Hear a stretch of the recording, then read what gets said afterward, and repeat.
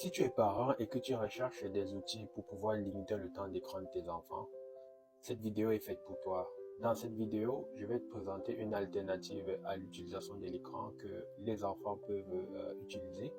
Et cet outil, en fait, je l'ai essayé avec mon fils qui a fonctionné depuis qu'il a l'âge de 3 ans. Donc, si tu veux en savoir un peu plus, reste là tout le long de la vidéo. L'outil dont je vous parle, c'est le Yoto Player. En fait, le Yoto Player, c'est un outil, un lecteur audio pour enfants que plusieurs enfants peuvent utiliser à partir de l'âge de 3 ans. Et le Yoto Player, en fait, c'est le lecteur avec plusieurs cartes. Les cartes qui possèdent différentes thématiques dont l'enfant pourra insérer la carte dans le lecteur et écouter. Ça peut être un livre audio, ça peut être des jeux, ça peut être des enseignements éducatifs. Et c'est un élément qui permet vraiment à l'enfant de passer du temps sans souvent s'en rendre compte à vouloir chercher les écrans.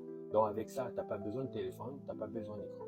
Et je tiens à rappeler que cette vidéo n'est pas sponsorisée du tout, c'est juste une expérience que je vous donne concernant mon utilisation pour mon enfant.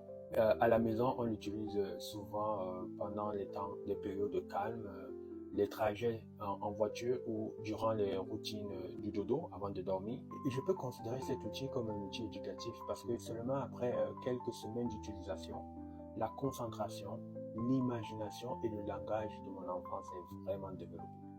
Vu que cet outil a beaucoup de cartes différentes et que c'est un lecteur audio, l'enfant prenait beaucoup de concentration pour pouvoir écouter et répéter après la carte pour améliorer. L'enfant est rendu autonome, il peut mettre les cartes lui-même quand il a l'intérêt, il écoute ses différents livres et musiques et nous avons la paix.